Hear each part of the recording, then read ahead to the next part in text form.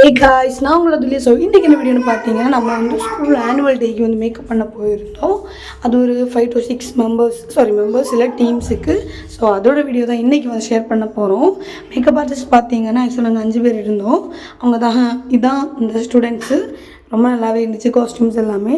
இல்லை ஹைலைட் என்னென்னா நானே ஸ்கூலில் படிக்கும்போது டான்ஸ் மாஸ்டர் இருந்துச்சு எனக்கு. ஸோ அந்த மாஸ்டர் தான் இப்போது இங்கே டான்ஸ் சொல்லி கொடுத்தாங்க. ஸோ ஆஃப்டர் லாங் டைம்னு சொல்லலாம். நான் 10th அப்புறமா அந்த மாஸ்டரை இப்போ தான் பார்க்குறேன். ஸோ அந்த மாஸ்டருக்கும் ஞாபகம் இருக்குது, எனக்கும் இருக்குது. ஆனால் எங்கேயோ பார்த்த மாதிரி அவ்வளோதான். பட் எனக்கு நல்லாவே இருந்துச்சு, அதான் மாஸ்டர் கன்ஃபார்ம்னு. ஸோ நாங்கள் போய் பேசினோம். அம்மா பார்த்தீங்கன்னா இதில் ஒரு பையன் வந்து ரிவ்யூ சொல்லுவான், மேக்கப் நல்லா இருந்துச்சு, பார்த்ததில் ரொம்ப சந்தோஷம், ஸோ நெக்ஸ்ட் டைம் நம்ம பார்க்கலாம் அப்படின்னு. இது கேட்கும்போதே மனசு ரொம்ப சாட்டிஸ்ஃபேக்ஷனாக இருந்துச்சு.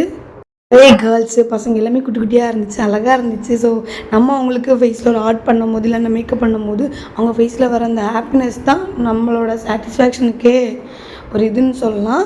அப்புறமா பார்த்தீங்கன்னா நிறைய சின்ன பிள்ளைங்க இருந்துச்சு, எல்லாமே புதுசாக எக்ஸ்பீரியன்ஸாகவே இருந்துச்சு. இல்லை என்ன விஷயம்னா இல்லை 2-3 ஃபேஸ் எல்லாமே வந்து ரித்திக் மாதிரி இருந்துச்சு. நான் எப்போவுமே மேக்கப் பண்ணும்போது ஏதாவது பிள்ளைங்க வந்து ரித்திக் மாதிரி இருந்துச்சுன்னா சொல்லுவேன், பக்கத்தில் இருக்க அக்கா சொல்லிடுவேன், ரித்திக் மாதிரி இருக்கலாம், பையன் மாதிரி இருக்குது அப்படின்னு.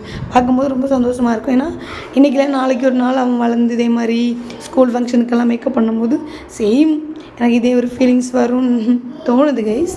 ஸோ இதான் நம்ம பண்ண மேக்கப் தான் இந்த காமிச்சிட்டு இருக்கிறது எல்லாமே. கடைசியில் சீக்கிரமாக ஃபினிஷ் பண்ணிவிட்டு நாங்கள் வந்து கிளம்பிட்டோம். ஆக்சுவலாக நாங்கள் காலையில் வந்து ஒரு நைட் 7 o'clock போல் தான் கிளம்புனோம். அந்த ஃபேஸ் வந்து ரொம்ப டயர்டாக இருக்குது. ஊர் ரூம்லையும் மேக்கப் முடித்து ப்ராக்டிஸ் பண்ணிகிட்ருக்காங்க பிள்ளைங்க. ஸோ பார்க்கவே நல்லா இருக்குல்ல, எல்லாமே சின்னதாக இருக்குது. அந்த ஸ்கூல் ஃபீலிங்கே வந்து வேறு லெவலில் இருக்கும், ஏன்னே தெரியல. அப்புறமா நான் படித்த ஸ்கூலில் நான் பார்த்து ரொம்ப நல்லாச்சு. இன்னொரு காலேஜுக்கு போயிருந்தோம். ஸோ இதோட வைப் வந்து அந்த காலேஜோட வேறு லெவலில் இருந்துச்சு. காலேஜ்னு ஆக்சுவலாக எக்ஸாக்டாக ஞாபகம் இல்லை. அப்புறமா சில இடம் வந்து நம்ம ஃபஸ்ட் டைம் பார்த்தாலும் எப்போவுமே நம்ம ஒரு டைம் பார்த்த மாதிரி ஃபீலிங்காக இருக்கும்.